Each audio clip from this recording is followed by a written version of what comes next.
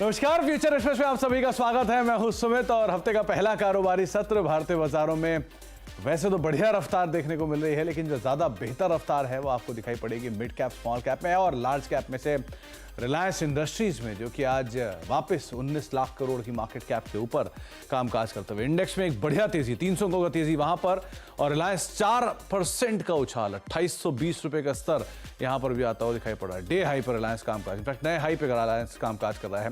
तो अगर Nifty bank 1.5% की तेजी दिखा रहा है, तो बाकी कॉन्ट्रीब्यूटर जो है वो इतनी एग्रेसिवली पार्टिसिपेट कर रहे हैं कि बाजार को एक अच्छी तेजी देखने को मिल रही है। मिड कैप इंडेक्स करीब 1.25% ऊपर, डे हाई के आसपास यहां पर भी कामकाज हो रहा है। स्मॉल कैप इंडेक्स में भी डे हाई के आसपास कामकाज होता हुआ, दोनों ही ब्रॉडर मार्केट्स जो है वो डे हाई पर है। एक बार कंट्रीब्यूटर भी लेकर आइए, कौन कौन से की कंट्रीब्यूटर है कि मेजरली मार्केट्स में अगर ब्रॉडर मार्केट्स देखेंगे तो एडवांसेस बढ़िया तेजी के साथ कामकाज करते हुए, जहां पर अगर एक गिरने वाले शेयर के सामने करीब करीब 2 से 3 शेयर ऐसे हैं जो कि तेजी में है। की कंट्रीब्यूशन में रिलायंस 85 अंकों कंट्रीब्यूशन, एचडीएफसी बैंक 32 अंकों कंट्रीब्यूशन, एल&टी, आईसीआईसीआई बैंक करीब करीब 48 अंकों कंट्रीब्यूशन इन दोनों की तरफ से। सामने इन्फोसिस, सिप्ला, टीसीएस, डॉक्टर रेड्डीज थोड़ी सी प्रेशर के साथ आज कामकाज कर रहे हैं, लेकिन एक तरफा सपोर्ट में 3 हैवी वेट सामने दिखाई पड़ रहे हैं आपको। एक गिरने वाले शेयर के सामने करीब करीब 2 शेयर जो कि तेजी में है, 14.5 शेयर तेजी में, और 800 शेयरों के अंदर बिकवाली सो फार मार्केट्स में आते हुए दिखाई पड़ रही है। आज हम बातचीत करेंगे आशीष बहेती जी से, जो कि हमारे साथ मौजूद हैं चर्चा करने के लिए मार्केट्स को लेकर, और आशीष जी से हम बातचीत करेंगे इंडिविजुअल स्टॉक्स पर भी, एक सस्ते ऑप्शन के ऊपर भी। लेकिन आशीष जी, बातचीत करने से पहले कुछ ऑप्शंस के नंबर, जहां पर 21,700, 21,800 और 22,000 ये वो जोन्स हैं जहां पर मेजर कॉल राइटिंग होते हुए दिखाई पड़ रही है। सीरीज का पहला सत्र भी है तो बहुत ज़्यादा राइटर नहीं होंगे, लेकिन 21,600, 21,500, 21,400 के आसपास पुट राइटिंग आपको दिखाई पड़ेगी। 21,500, 21,600 के आसपास मेजर पुट राइटर्स मौजूद हैं। इसके अलावा अब निफ्टी बैंक लेकर आइए, क्योंकि निफ्टी बैंक के केस में जो राइटिंग है वहाँ पर 45,500, 45,700 और 46,000 के जोन्स में कॉल राइटिंग है, और नीचे 45,500, 45,300 और 45,000 के जोन्स में आपको पुट राइटर्स दिखाई पड़ेंगे। लाइकवाइज अगर हीट मैप पे नजर डालेंगे तो बुलिश साइन है, 117 लॉन्ग है, करीब करीब 35 शॉर्ट कवरिंग है, 28 शॉर्ट है और 3 शेयरों में अनवाइंडिंग है। कहाँ कहाँ पर लॉन्ग बन रहे हैं, कहाँ शॉर्ट कवरिंग है, वो भी देख लीजिए। आज मेजरली एफ&ओ के जो टॉप गेनर्स हैं उसमें ओएनजीसी का नाम शुमार है, 7% की तेजी, एमसीएक्स 5% ऊपर, आरईसी, टाटा पावर, पीएफसी 4.5% तेजी यहाँ पर है। एक रिपोर्ट के बाद अदानी इंटरप्राइजेस 4.5% की तेजी, एमआरएफ 4% ऊपर, अदानी पोर्ट, एस्ट्रल और फेडरल करीब करीब 3% ऊपर, यहाँ पर भी शॉर्ट कवरिंग होते हुए दिखाई पड़ रही है। अनवाइंडिंग और शॉर्ट बिल्डअप में आपको दिखाई पड़ेगा बजाज फिनसर्व, कैनफिन होम, ग्रेन्यूल्स, जहाँ पर स्लाइटली अनवाइंडिंग है, लेकिन शॉर्ट बिल्डअप के अंदर आपको नाम दिखाई पड़ेगे AU small finance bank, SBI card, Cipla, United Breweries, जहाँ पर कुछ हद तक नए शॉर्ट्स बिल्डअप होते दिखाई पड़ रहे हैं, specially AU small finance bank, जहाँ पर द नंबर्स के बाद 10% के आसपास का फॉल है। अब आशीष जी से बातचीत कर लेते हैं। आशीष जी नमस्कार, स्वागत है कार्यक्रम में।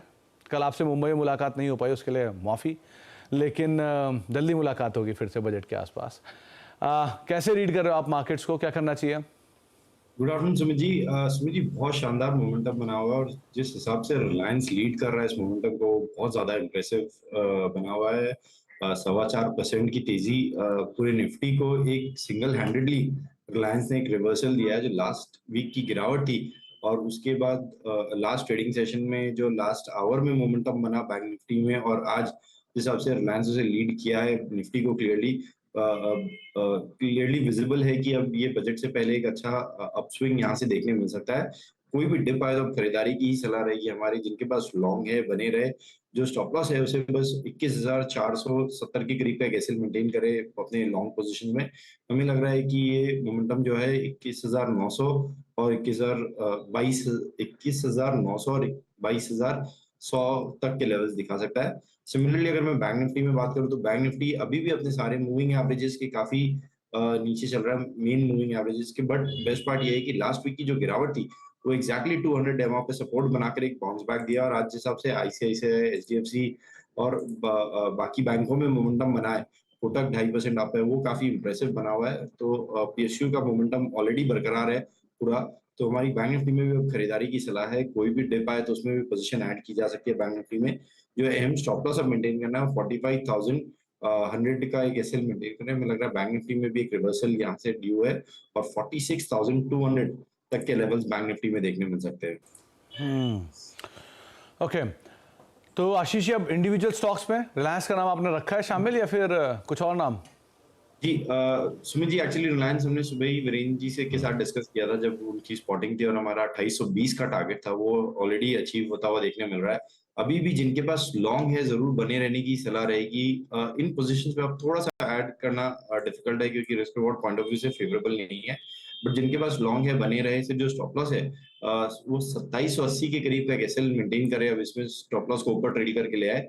अब हमारे जो रिलायंस के टारगेट है वो थोड़े से बड़े टारगेट है, 2900 एंड 2980 तक के टारगेट्स हमारे रिलायंस के बन रहे हैं। तो हमें लग रहा है कि रिलायंस वेल प्लेस्ड है उन लेवल्स को टच करने के लिए, लेकिन थोड़ा-सा टाइम देना पड़ेगा अब इसमें। जो आज के लिए 3 ट्रेड्स हमें पसंद आ रहे हैं, वो पहला है एसबीआई। सारे पीएसयू बैंक में आप देखेंगे तो अच्छा मोमेंटम बना हुआ है। एसबीआई अभी भी अपने 20 डेमा से भी नीचे चल रहा है, और जिस आपका सेटअप बना है, हमें लग रहा है अब इसमें एक शॉर्ट कवरिंग क्लियरली विजिबल होगी। तो एक प्रीएम्प्टिव ट्रेड है ये नंबर से पहले। जो स्टॉप लॉस इसमें मेंटेन करना है वो ₹610 का एक एसएल मेंटेन कर एसबीआई में। हमें लग रहा है इसमें 635 और 640 तक का जोन देखने मिल सकता है। सुमित जी, दूसरा जो ट्रेड हमें अच्छा लग रहा है वो हिंद कॉपर। मेटल में अच्छी बाइंग इंटरेस्ट बरकरार, और हिंद कॉपर एक कंसोलिडेट करके अब ब्रेकआउट देने के लिए तैयार है। आज अभी तक फ्लैट ट्रेड कर रहा है, बट जिस हिसाब से नैल्को और बाकी माइनिंग स्टॉक्स में मोमेंटम बना हुआ है, हमें लग रहा है Hind copper is well placed 298 तक के लेवल्स दिखाने के लिए। तो खरीदारी की सलाह है 298 के स्टॉप लॉस 298 के टारगेट के लिए। जो स्टॉप लॉस इसमें मेंटेन करना है वो 274 का एक एसएल मेंटेन करे। सुमित जी, जो तीसरा स्टॉक हमें काफी अच्छा लग रहा है वो बीएचईएल डेल का। ये स्टॉक भी अपने 52 वीक हाई के काफी पास में ट्रेड कर रहा है, और जो गिरावट हुई थी लास्ट वीक, वो पिछले 3 ट्रेडिंग सेशन से बहुत अच्छे से नेगेट हुई है, और वापस इंगल्फ कर लिया उस पूरे एरिया को। तो इसमें भी खरीदारी की सलाह रहेगी। जो स्टॉप लॉस इसमें मेंटेन करना, 215 का एक एसएल मेंटेन करें। हमें लगता है इसमें 235 और 240 तक के लेवल्स देखने मिल सकते हैं। तीनों के तीनों पीएसयू, बीएचईएल, हिंदुस्तान कॉपर और एसबीआई, तीनों पर आप बेट कर सकते हैं। और आशीष जी का मानना है कि जो मोमेंटम है, एटलीस्ट एसबीआई का नंबर से पहले 635 से 40 के टारगेट्स के लिए 610 का एक स्टॉप लॉस मेंटेन करेंगे। हिंदुस्तान कॉपर और बीएचईएल, दो और ऐसे नाम, हिंदुस्तान कॉपर 298 के टारगेट्स के लिए 274 का एक स्टॉप लॉस मेंटेन करें। और तीसरा नाम रहेगा बीएचईएल, जिसको आप लॉन्ग साइड पर देख सकते हैं। आशीष जी का मानना है कि 235 240 के टारगेट्स के लिए आप इसे लॉन्ग जाएंगे। 215 का एक स्टॉप लॉस यहाँ पर आप मेंटेन कर सकते हैं। आशीष सर, क्योंकि आज अच्छी तेजी है इसमें ऑयल एंड गैस स्पेस में, रिलायंस में, और पीएसयू पे आप बेट कर रहे हो, तो जरा ओएनजीसी एक बार और देख लेना, क्योंकि यहाँ पर भी एक अच्छा अप मूव है। एफ एंड ओ के टॉप गेनर्स में है ये। क्या करें इसमें? जी सुमित जी, बहुत अच्छा मोमेंटम बना हुआ, और जैसा आपका वॉल्यूम ब्रेकआउट है वो काफी इंप्रेसिव है। 33 मिलियन शेयर का वॉल्यूम ऑलरेडी एनएससी में देखने मिल रहा है, और इन लेवल्स पे भी बाइंग इंटरेस्ट और ओपन इंटरेस्ट काफी बरकरार है। बट अब ओएनजीसी में फ्रेश ट्रेड इन लेवल्स पे बनाने की सलाह नहीं रहेगी। जिनके पास लॉन्ग है, बने रहे। किसी को ट्रेड करना है तो अभी भी कॉल के थ्रू ट्रेड किया जा सकता है, क्योंकि 250 और 240 पे जिस हिसाब से कॉल राइटर्स ट्रैप्ड हुए, हमें लग रहा है ये तेजी बरकरार रहेगी, और इसमें यहाँ पे और भी बड़ा मोमेंटम देखने मिल सकता है। लेकिन अगर इसे कॉल के थ्रू ट्रेड किया जाए तो रिस्क रिवॉर्ड काफी फेवरेबल है इन लेवल्स पे भी। तो 255 की जो कॉल है उसमें खरीदारी की जा सकती है, ₹10 के करीब चल रहा है। जो स्टॉप लॉस इसमें मेंटेन करना है वो सिर्फ ₹6 का एक एसएल मेंटेन करे, और हमें लग रहा है कि इसमें करीब करीब 15 से ₹18 तक के लेवल्स देखने मिल सकते हैं। तो 15 से 18 रुपए तक के टारगेट्स इस कॉल में, 255 की कॉल में आते हुए दिखाई पड़ सकते हैं। ₹10 के आसपास भी कामकाज कर रही है। आगे भी आशीष जी से बातचीत करूंगा, लेकिन अब एक और खास मेहमान हमारे साथ मौजूद हैं। नंबर्स आए हैं श्रीराम फाइनेंस के, उस पर बातचीत करने के लिए हमारे साथ Umesh Revankar sir, executive vice chairman Shriram finance के, मौजूद हैं। उमेश सर, नमस्कार, स्वागत है कार्यक्रम में। इस बारी के जो नंबर्स हैं वो अनुमान से बेटर साइड पे हैं कई पैरामीटर्स में, चाहे डिसबर्समेंट के हिसाब से हो या फिर अदरवाइज हो। सो फेस्टिव डिमांड भी गई है लास्ट क्वार्टर के अंदर।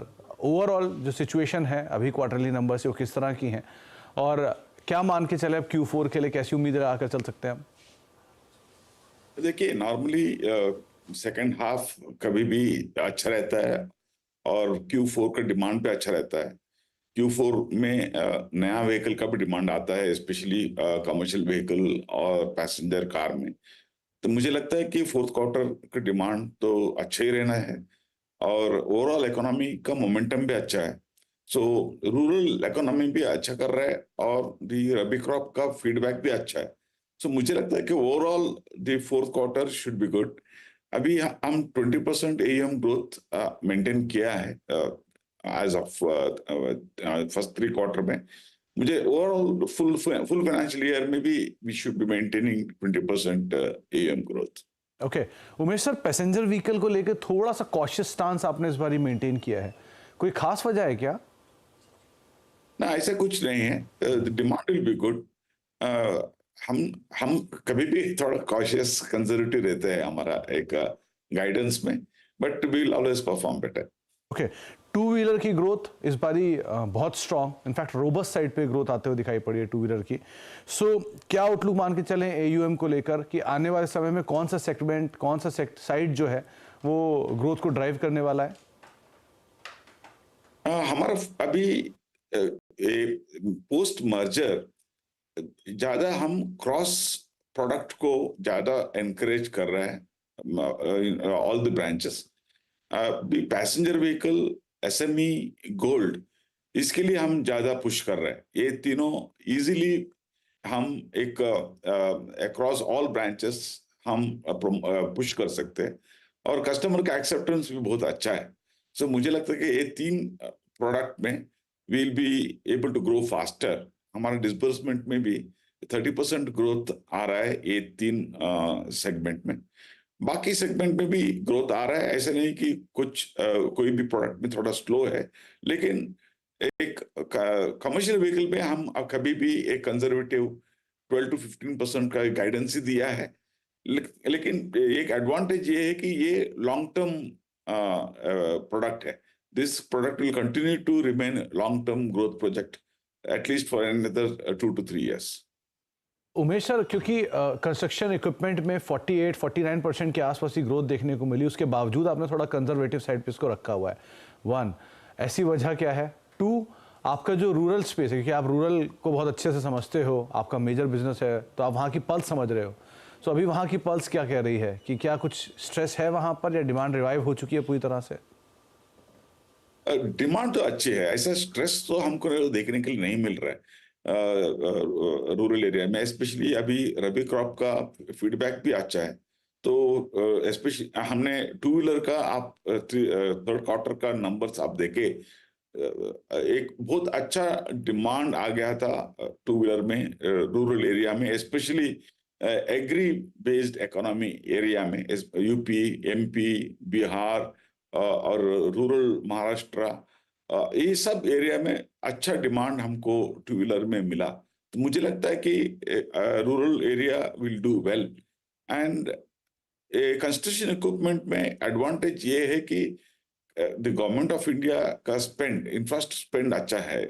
द PM गति शक्ति योजना में कोई भी प्रोजेक्ट आ रहा है, उसका एक एडवांटेज बहुत अच्छा मिल रहा है कंस्ट्रक्शन इक्विपमेंट सेगमेंट में। मुझे लगता है कि ये this will continue for very long time.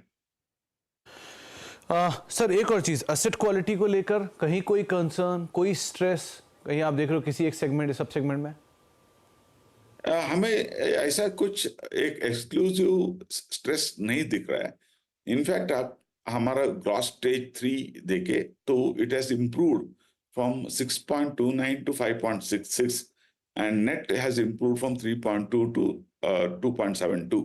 ये बहुत अच्छा प्रोग्रेस है ओवर द पीरियड। तो एंड एवरी क्वार्टर ये इम्प्रूवमेंट आ रहा है। तो मुझे लगता है कि 4th क्वार्टर में भी थोड़ा इम्प्रूवमेंट आएगा, और इसका वजह से एसेट क्वालिटी और एनी ऑफ द सेगमेंट में हमको कोई भी एक आशंका और नहीं तो एक डाउट नहीं दिख रहा है एसेट क्वालिटी में। इट विल कीप इम्प्रूविंग, ऐसा लग रहा है। चलिए उमेश सर, बहुत बहुत शुक्रिया, हर बार की तरह आपसे बातचीत करके फिर से अच्छा लगा, और एक बार फिर से आपको बहुत बहुत शुभकामनाएं बढ़िया नंबर्स पोस्ट करने के लिए, और उम्मीद करते हैं second half of financial year जैसा आप कह भी रहे हैं कि बढ़िया आता हुआ दिखाई पड़ेगा। श्रीराम फाइनेंस का स्टॉक करीब 3.5% ऊपर 2386, और अच्छे नंबर्स के बाद यहाँ पर एक स्ट्रॉन्ग रिएक्शन आता हुआ दिखाई पड़ रहा है। एक ब्रेक का वक्त है, ब्रेक के बाद लौटेंगे और हमारे साथ आशीष बने रहेंगे, उनसे हम आगे बातचीत करेंगे सस्ते ऑप्शन को लेकर। छोटे से ब्रेक इस तरफ।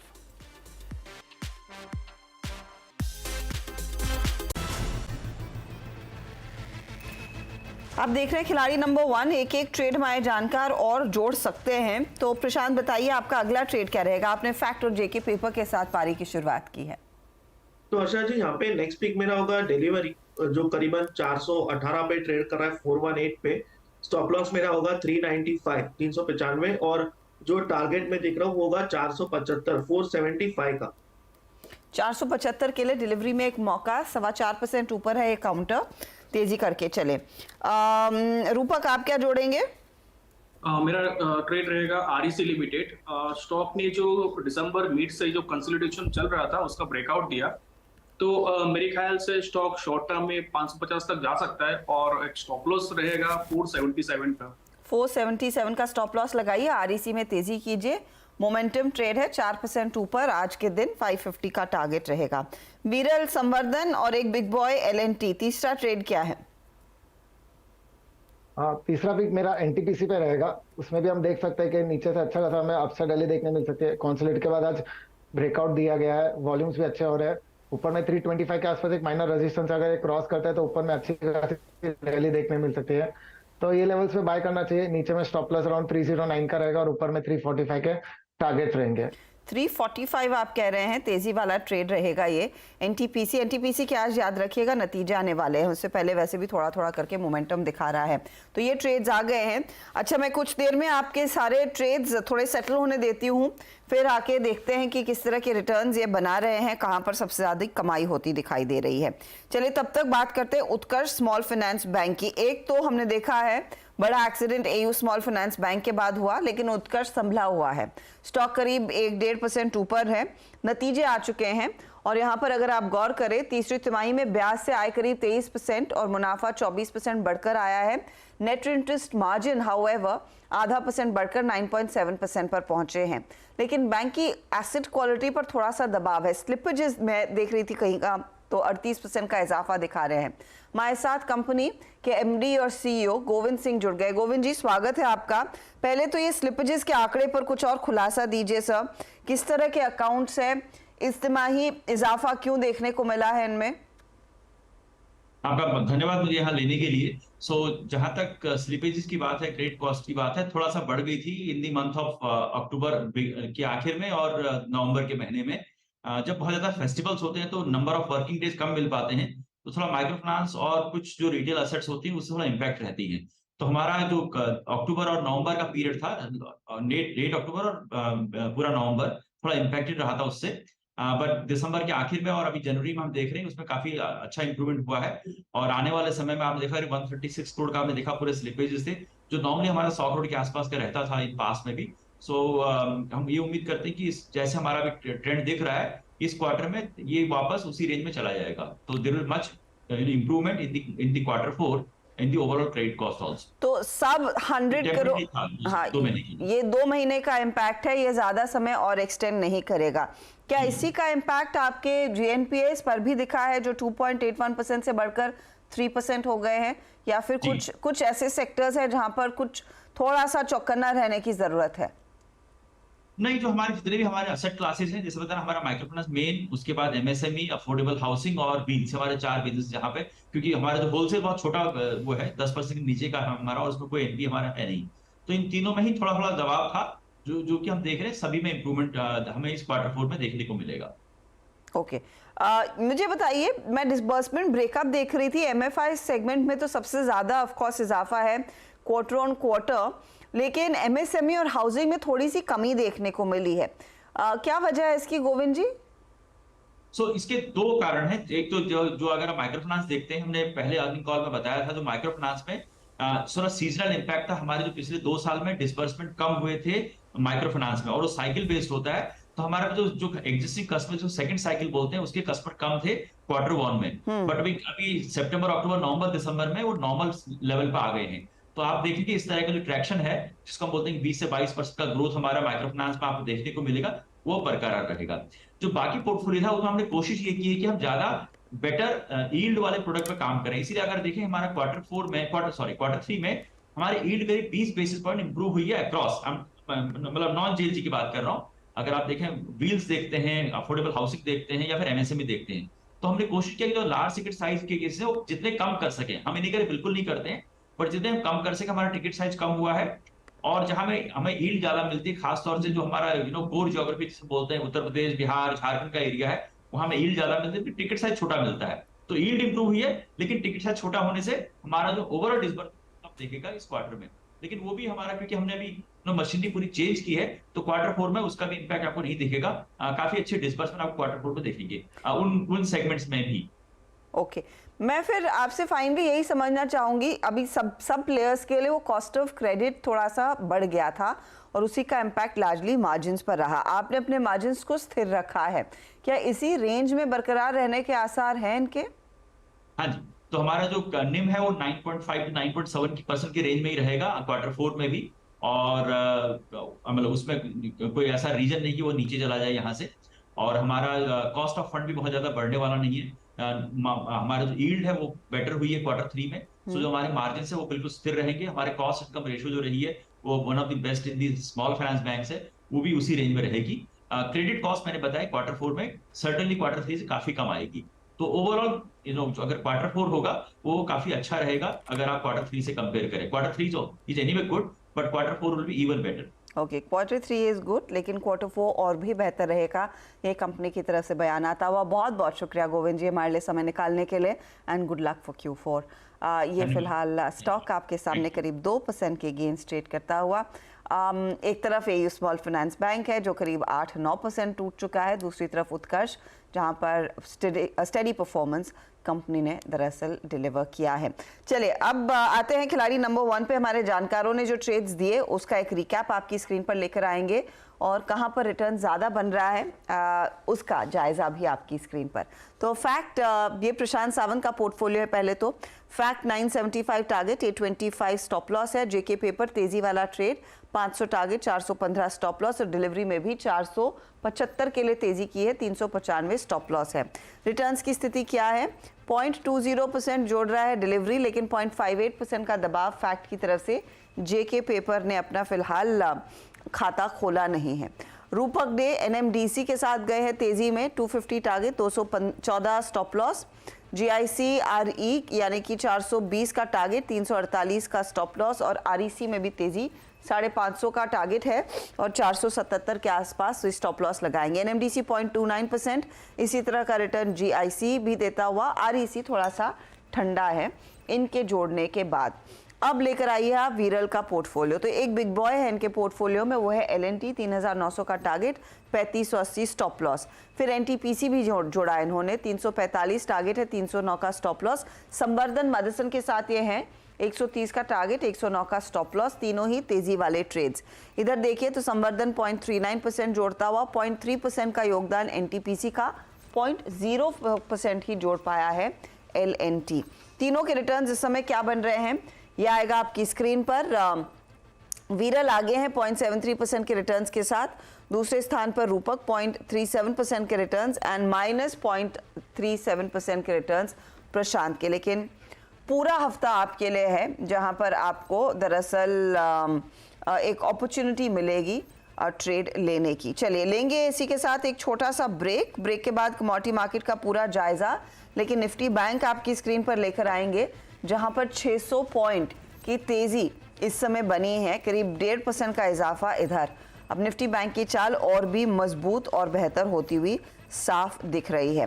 ब्रेक के बाद कमोडिटी मार्केट का एक्शन आपकी स्क्रीन पर। याद रहे कि जो भी ट्रेड हमारे जानकार बदलेंगे, नया जोड़ेंगे, उसका अपडेट CNBC आवाज़ के सोशल मीडिया हैंडल्स पर और साथ ही चैनल पर दिखाया जाएगा।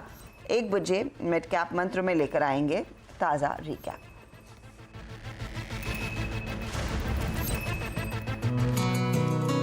भारत में अब हर कोई F&O सीखेगा। जी हाँ, आपके बेशुमार प्यार और भरपूर डिमांड की वजह से CNBC आवाज लेकर आ रहा है F&O गुरुकुल सीजन 2।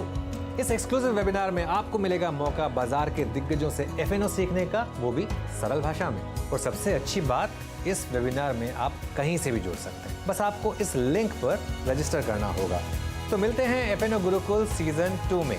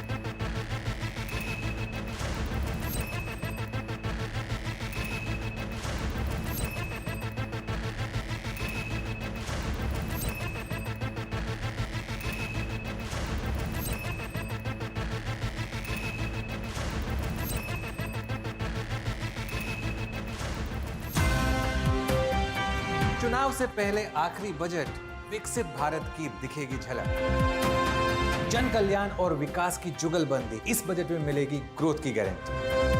बजट बढ़ाएगा मार्केट की रफ्तार, आम आदमी बोले टैक्स कम करो सरकार। बजट का सरताज यानी CNBC आवाज।